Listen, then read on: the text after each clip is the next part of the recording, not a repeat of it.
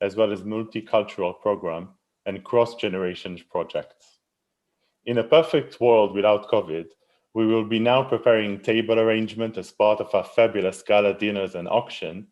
Every year, galleries and well-known artists from London and from all over the world very kindly donate artworks to our benefit auctions.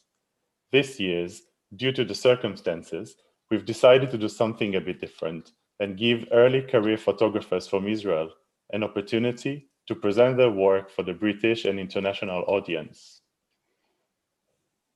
We initiated Bafami Now, a small-scale benefit online exhibition showcasing 35 artworks created by the new generation of photographic art emerging from Israeli art school in the last 3 years. The proceeds from this sale supports Bafami and the artist. We invite you to browse the sale website after that talk has finished and to buy art in order to support our activity and artists.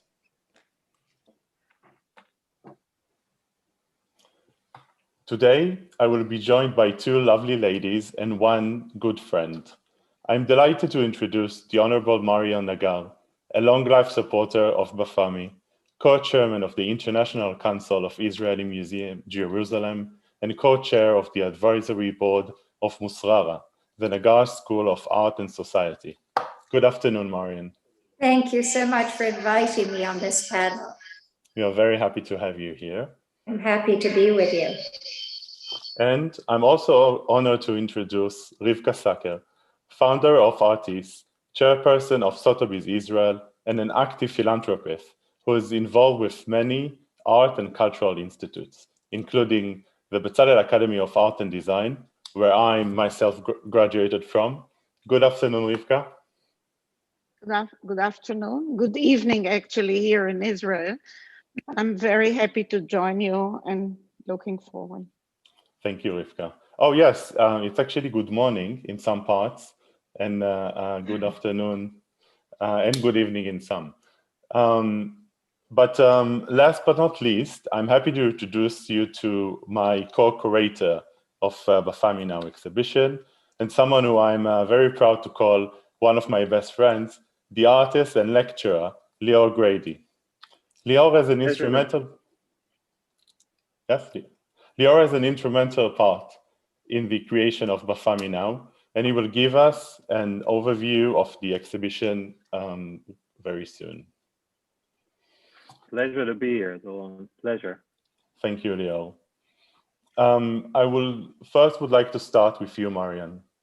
You're involved with many art institutes, but I'm mostly interested to know, how does your philanthropist activity combine the huge Israel Museum in Jerusalem, which is one of the biggest museums in the world, with Musrara, which is an educational institute?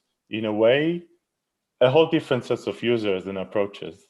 And I would like to ask you about your involvement with the activity of this institute and your personal ambition of supporting both of them. I think I would like to start by saying how long I've been involved with the Israel Museum. And it started when Guy and I were on honeymoon in '64. And the amazing thing was that we saw the foundations of the museum being laid. And this was an extraordinary emotion. So as soon as I got back to London, I actually joined the committee. So this goes back a long, long time. And what I've realized with both Musrara and the Israel Museum, that they have a lot of similarities. They have a large social conscience. They care about the environment. They have, in fact, got a lot of educational initiatives, and they're bastions and places where people can find respite from the difficulties of life outside. And I think, you know, that the wonderful thing is when I read back to how photography was important in the Israel Museum, it started from the outset. So in the year when it was founded and laid and opened in 1965, the museum actually already made space for photography. And by 1972, the museum had a department of photography. And when you think in those days, this was very pioneering. It was very unusual. And then Guy and I, over the years, we got more involved with, with Nissan Perez, of building up a fund of only Israeli art photographers. And we built up a collection for the Israel Museum. So that came much later. But in between, we had met Avi Sabag of the Muzarara School. And his mantra is really that art changes society. Being a school in Mizrahi, where the neighborhood was really, full of crime, on the seam between East and West Jerusalem, it was a very tough area. And Avi has been a pioneer in his way, because he believes that actually art can change society. So he's created this school, which initiated as a school of photography back in the 70s. And then, in fact, over the years, it changed to be a multidisciplinary school. But the important thing he instills in his artists, his students, is that they have to do work in the neighborhood, bring in the neighborhood people. The school has special events and they always include the neighborhood. And that's what made us really think that Avi was somebody quite unique. He had a vision that we really thought was so unusual and so important in that area.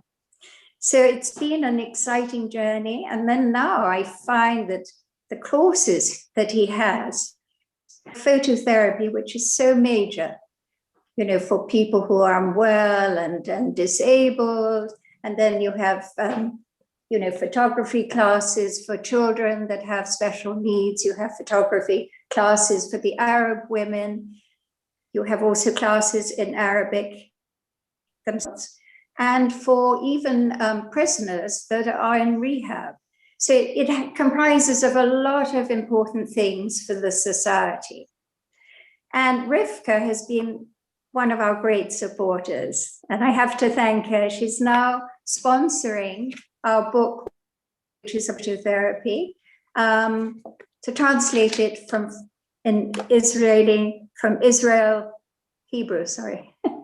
Hebrew to English. And that's a majorly important book because it's a groundbreaking book.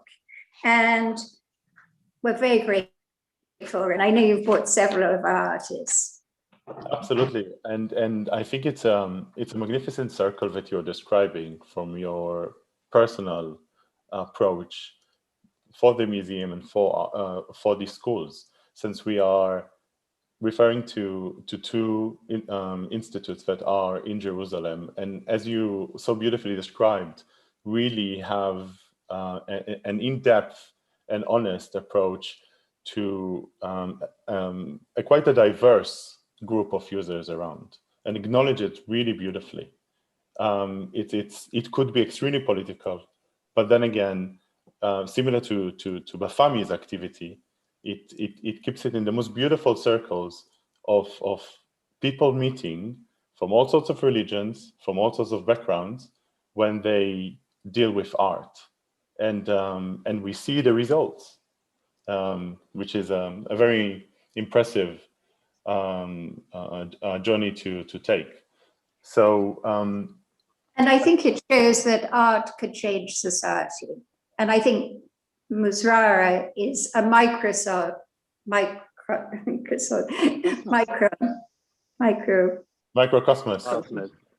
thank you, for Israel.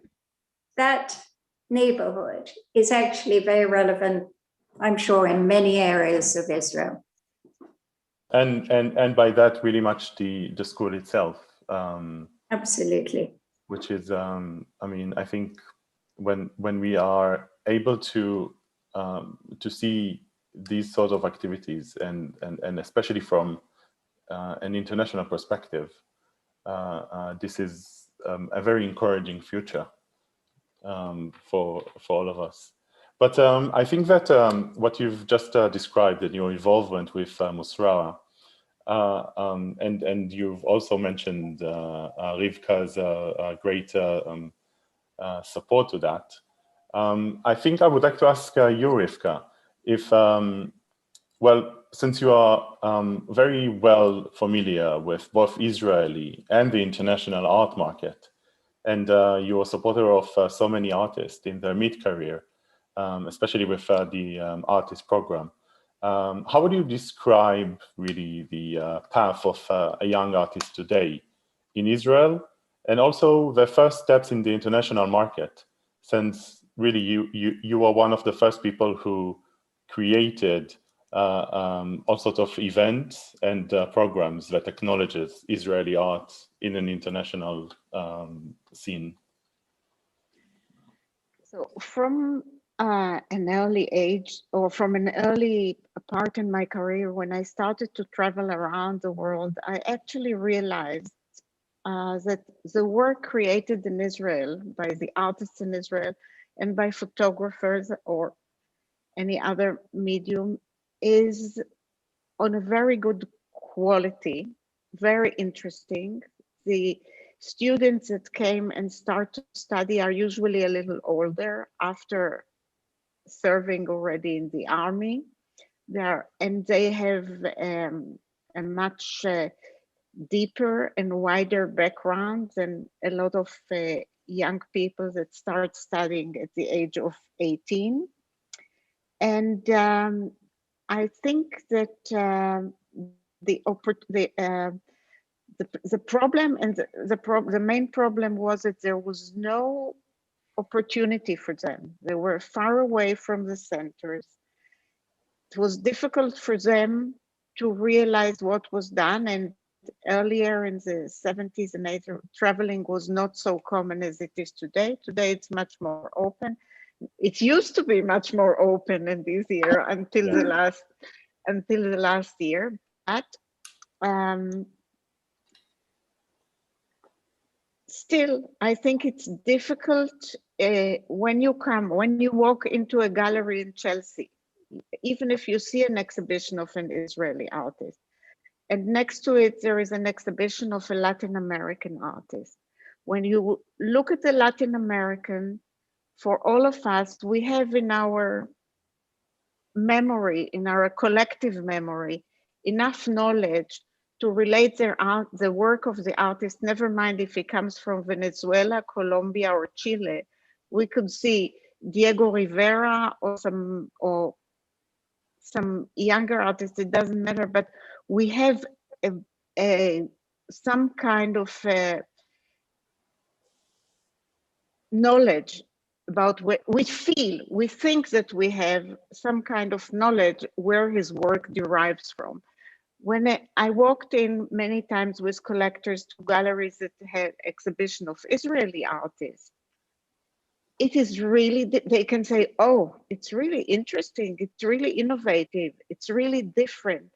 But to understand the context and to understand where it comes from, many times I could see they would say, I really like it, but I have to think about it. And I'm not sure that this is not one of the problems that actually makes it more difficult for Israeli artists to develop stronger and larger markets. Although today we have quite a large number of artists that are famous and have an international market, I think we have a much larger group of interesting artists that are waiting to be connected to the international collectors scene. That's fascinating, and to me it sounds that this is really much about the representation of Israeli art abroad.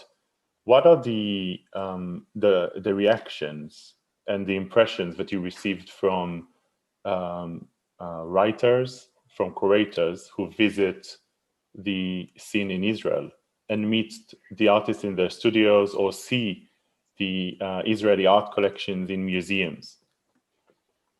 So that's one of the programs that we do. We bring regularly curators, museum directors, and writers to Israel, and the response is very enthusiastic.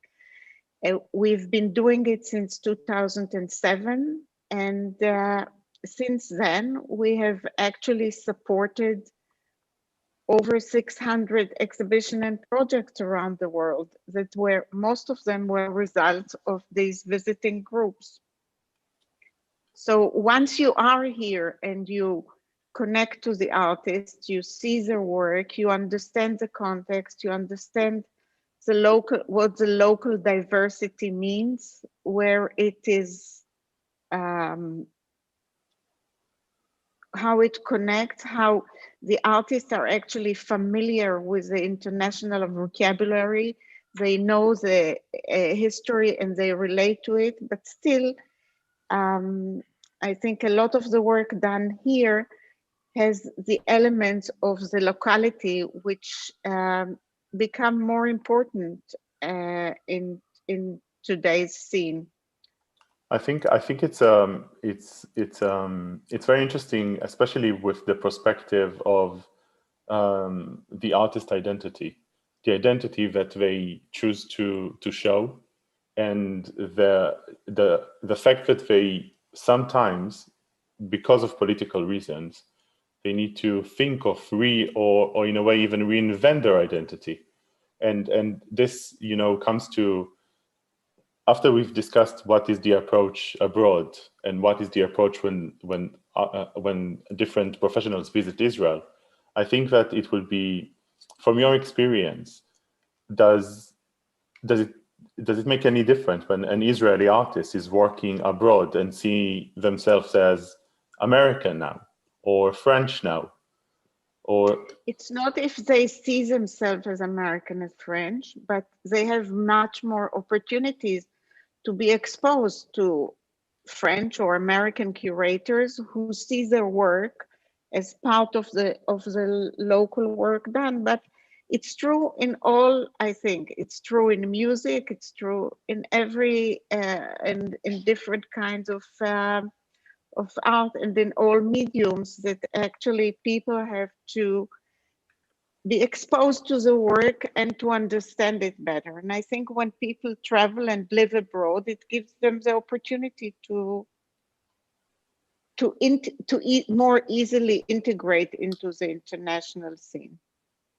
absolutely, and I think that this really relates to Lior, since he was working and living for many years in New York, and I believe kept working and representing very much of his identities from home.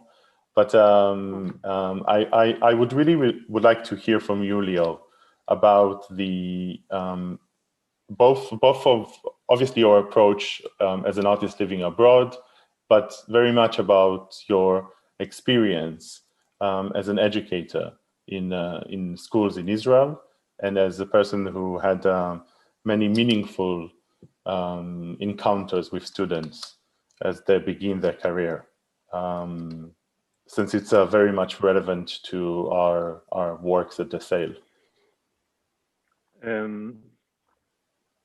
I would start by saying that what we have here actually is the most meaningful parts of what it means to be a practicing artist. We'll see the works.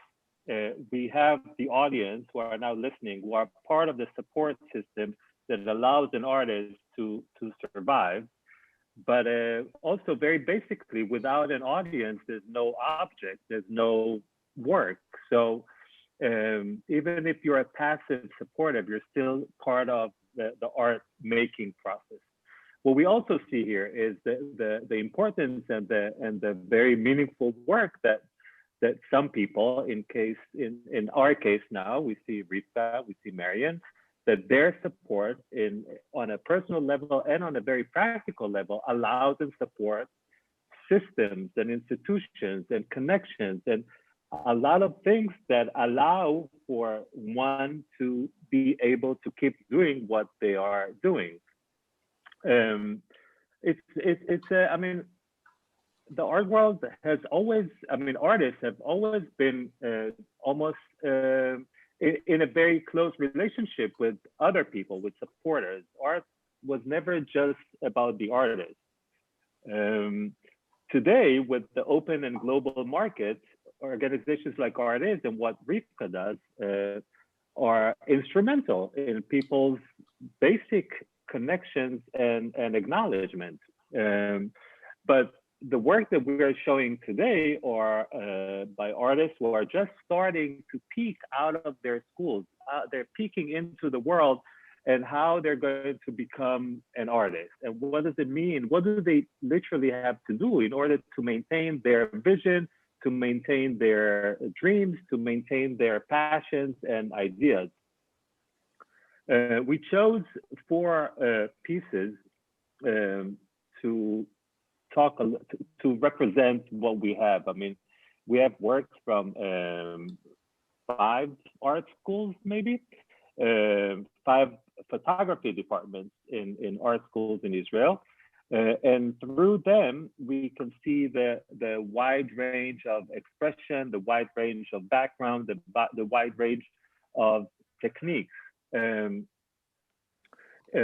first piece that we see is by Ephraim Wasseh. He's a young artist, graduate of Minshar School. He is originally from Kiryat Yam, which is a small peripheral town a little north of Haifa. This is a self-portrait of him.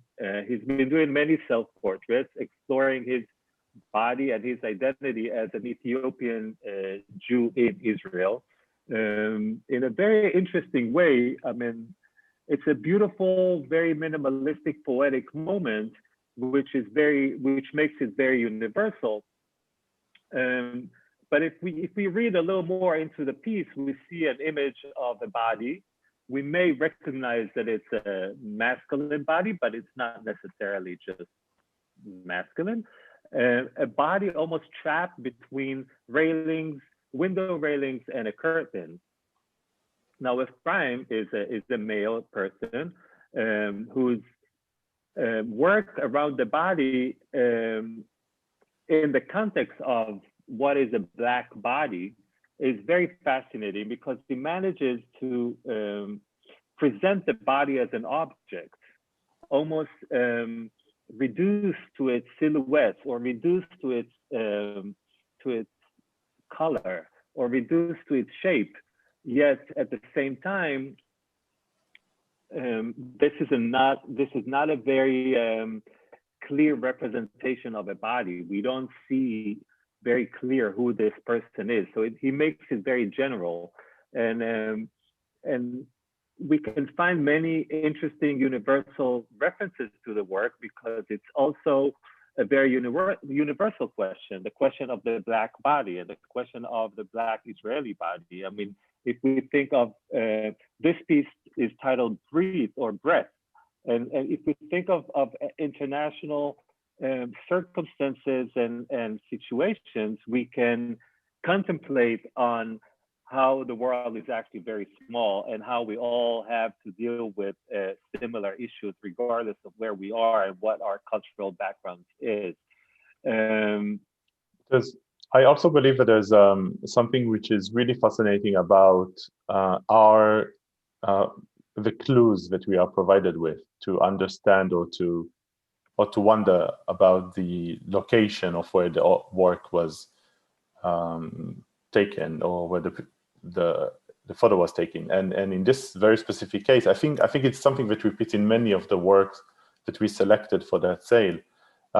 Since there's no mentioning of where it was taken in the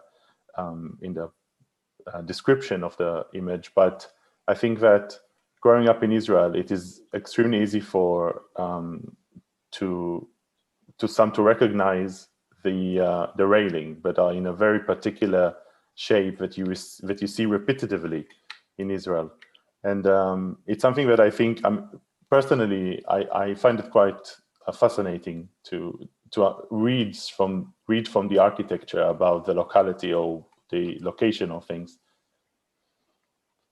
Right, and as beauty is in the eye of the beholder, one can see it as a beautiful arabesque-like image, and one can see it as an Israeli if they're familiar, or one can see it as something very mundane that becomes beautiful once it's been put in a different context.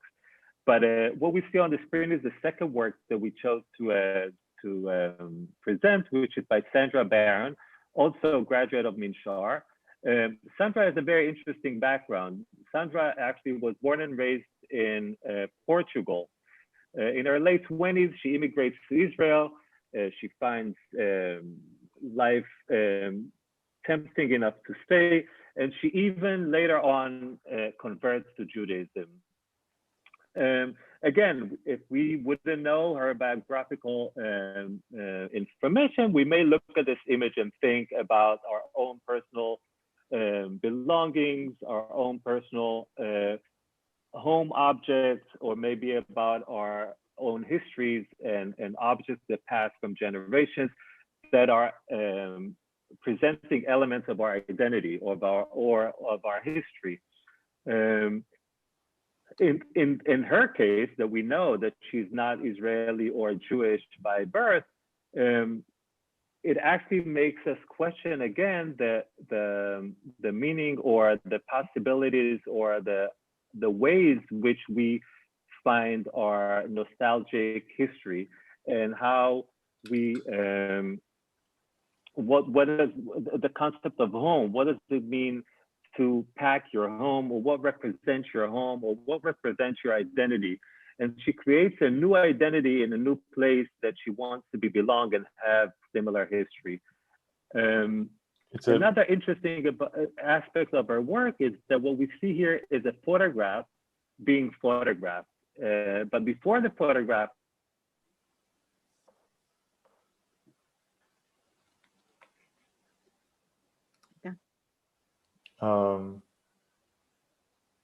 I think Lior is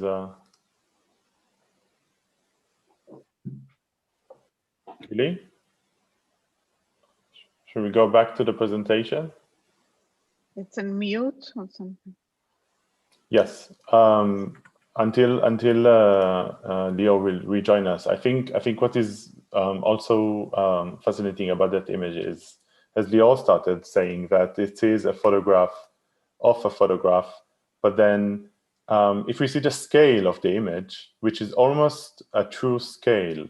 So in a way, this is 160 on 240 centimeters, which is the print itself. It's almost the actual scale of the real objects.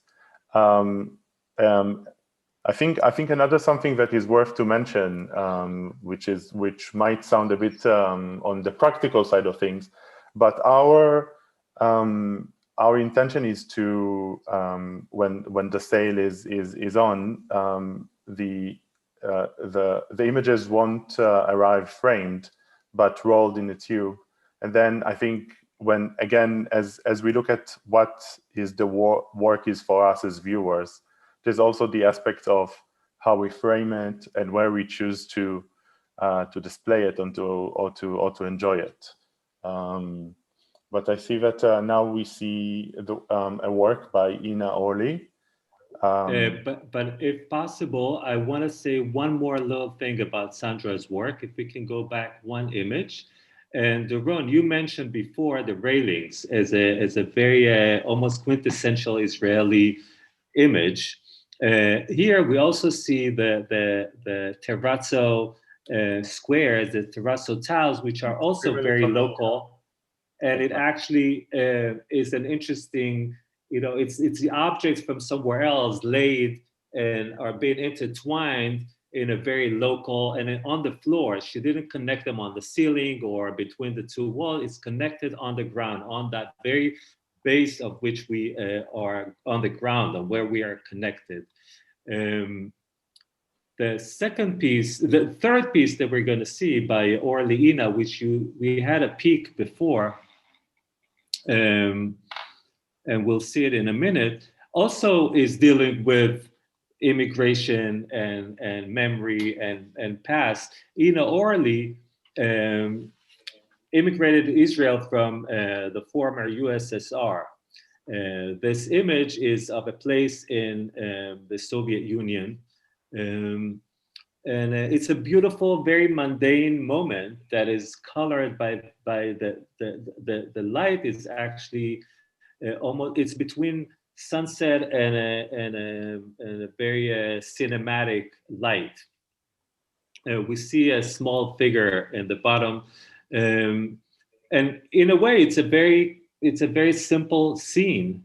But she in her works, she's trying to replicate moments of contemplation, and moments of contemplation and memory, which are usually very. We meet poetry in our everyday moments. And the idea of having a different world exist in your mind as you are building life somewhere else is something that many of us share all the time. Even when people want to leave a place or to be part of a place, this movement between places create that place of contemplation. It's a very special moment, and I know that in her work in general, she has this very literary almost aspect in her image making.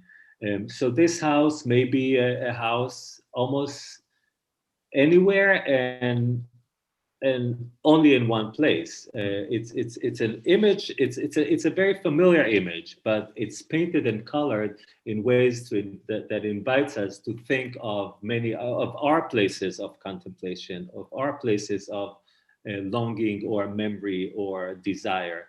It's also, I think, in a very fascinating way, it shares a memory, but then again, it shares a memory on her terms, on very specific terms, which is something which is quite magical, to leave that very delicate tension. And again, it may be Orly's desire to mark and memorize the memory of her childhood home. Now, she would never be a child again. We will all never be children again. But we all have this memory of being a child, of that place, that specific place and moment of belonging. So I grew up in Israel. I don't have this image as I think of my childhood home, but I can feel that moment of nostalgia, that moment of longing, which is very universal. The last piece that we chose to discuss is an image by Yom Omer. Yom Omer is a graduate of Bezalel. His style of work is more connected to the documentary photography style. It's very staged, it's very documentary at the same time. This image was shot in Haifa, actually, but in my mind, it's always in Allenby Street in Tel Aviv. And the ability to make an image universal, so me as a viewer now can think that I know these scenes, I know this place, I know what this is about. I can make my own, I can own this image, is a very strong ability of any artist, actually, to make the piece the viewers. We see a moment that is very mundane, but at the same time, the emphasis here on one hand is on the arms and the body and the two, and on the other, they're at the opening of a jewelry store of what may seem as like a pawn shop, which are very common on those streets. It's about the gesture, it's about the composition. It connects to, it's very cinematic, it's very much about the history of art. And it's also about sensuality, about those bodies almost touching, it's very much about the moment. It's the moment that the photographer actually caught, and it's the moment that these people are actually in. And then they're in the in-between place of outside and inside. Of course, we cannot evade this masculine composition and its homoerotic aspects, and the dichotomy almost between the gold and the glossiness of and the desire in the jewelry and the desire of the body. It's I think that while we see these works, there's a question I would like to ask Marian, it's a sort of a hypothetical questions, and it seems again, if we since we have a very international audience, I'm really much interested to know just of course as an hypothetical idea, if you could create a collaboration between students from Usra and another international art institute or a museum, which one would you think it would be?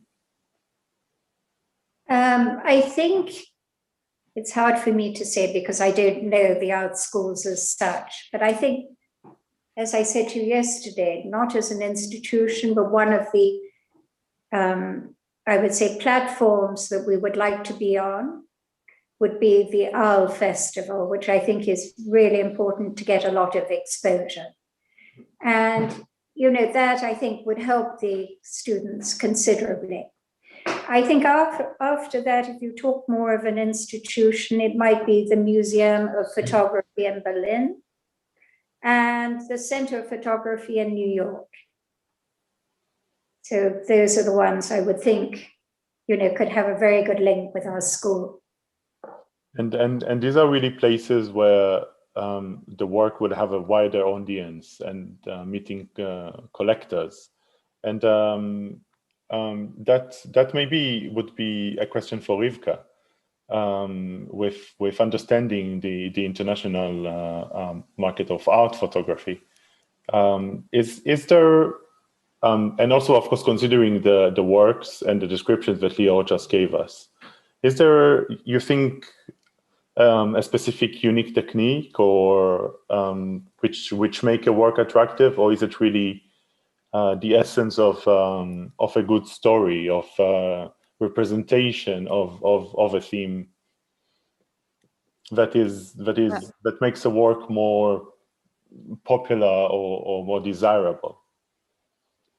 Well, I think the works you choose are actually based on the story behind them. So it's right. We know today that a very important part of the artwork is the storytelling behind the artist, the identities that the artist expresses, the diversity I mean, all the things that you actually integrated, a lot of the elements that the world is dealing with today into this group of works.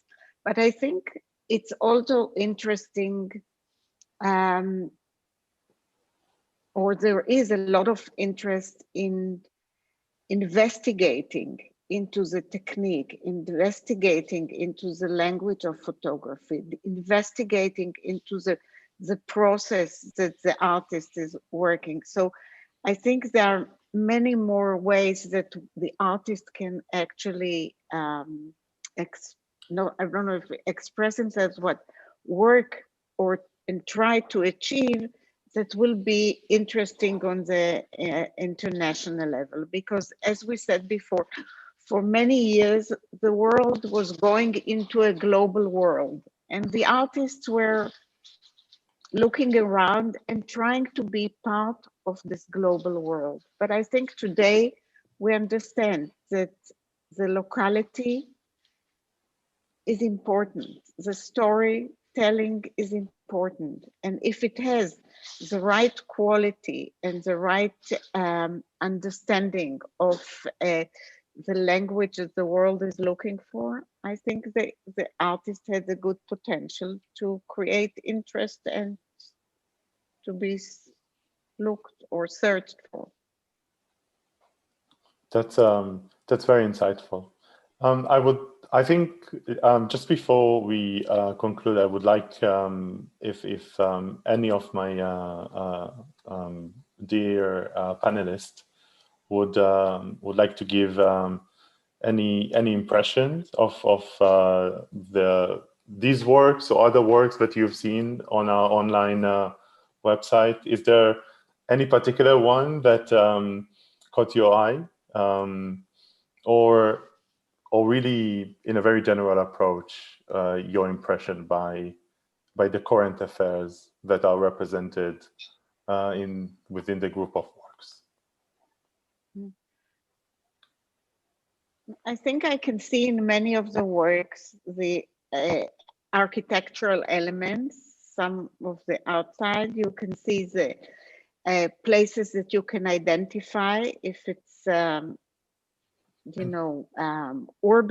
urban localities or the nature of localities, places, or the beach. I mean, a lot of things are actually very identifiable for people that know the place, and I think at the same time they can relate to a lot of important international photographers, and to the fact that these young artists know about these artists and have been kind of trying to, I don't know if really appropriate, but to learn from their images.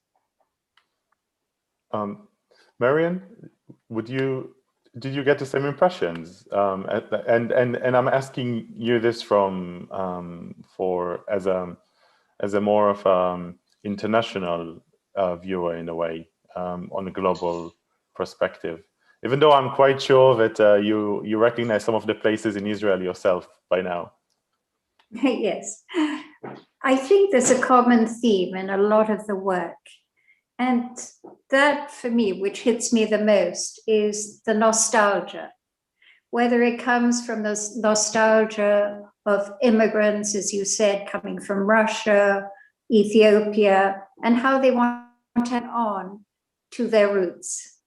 And I think in the first work that we saw, that the photographer was actually showing how enclosed that figure was. But that was sort of like being barred in with the windows, the curtains, and at the same time, there's this feeling that they want to be in their space, their home or wherever, but at the same time, they feel suffocated. So I feel they're searching, they're looking for something where they can feel comfortable, but at the same time, keep to certain things of their roots, like the curtains actually are Ethiopian material. So that is hanging on to their roots, but at the same time, there's a feeling of this suffocation that you get, and yet it's called breath. It means breath that you can't get. You're stifled, and the breath is not coming out. Thank you, Marian. It's fascinating. Also, yes, Rivka. no, I just wanted to add something, which I think is also, I think these young artists actually come out of a generation that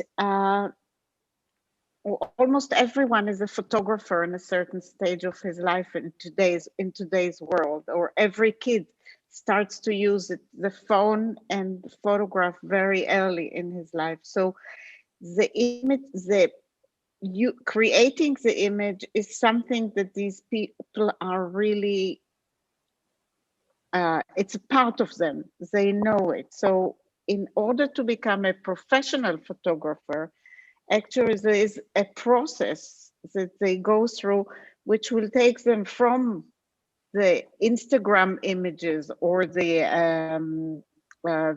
I would say sometimes more narcissist personal images into something that looks out, that actually looking for himself out there. And that's where you can feel also these nostalgic images, or looking for yourself in the into the landscape, or into the scenes that they create, or that they decide to photograph it. I think this is fascinating. I mean, and I wish we would have a very young audience that could take that as a word of advice when they use the camera on a daily basis and a few times a day. So thank you very much, Marian, and thank you so much, Rivka, and of course, thank you, Dior, as well. And it was a beautiful conversation, and I'm very pleased that we heard some of your wonderful impressions, and sharing your experience with us, and especially within that frame of an art sale for Bafami. And before we finish, I would like to remind all of our viewers that Bafami Virtual Gala will take place virtually, unfortunately, in less than a week. So please, if you haven't bought your ticket yet, they are available on our website. And also the truly fantastic works that we've just seen are on the website as well. And we have a magnificent program in this year's gala, which includes 2 viewings of art collections, one in Palm Beach and one in Tel Aviv, and also an interview with our special guest of honor, Thomas Strutt, that will be in conversation with Mark Godfrey. And I invite you once again to browse our carefully curated art sale and support our artists, and more importantly, support the art museums of Israel that have been closed for nearly a year now. I wish you all a lovely evening or day, and I really hope to see you soon. Thank you, everyone. Can I say something else before we leave? We want to thank Doron for his work at Bafami, and we want to encourage more young people to join Bafami and to be part of Bafami's greater mission and other organization in other places, because it is instrumental and very, very important. And on that note, I would say that supporting this event is not only supporting Bafami's efforts in their educational mission, they're also supporting directly the artists, as artists are usually those who are working in those departments within the museum. So young people come out and join, and everyone who finds connection with any of these images, I feel it's a very important thing to do today. Thank you, Doron. Thank you, everyone. Thank you, Rivka and Marian. Thank you so much for your work. You do tremendous things for the museums and the artists. Thank you. Bye, Rivka. Goodbye.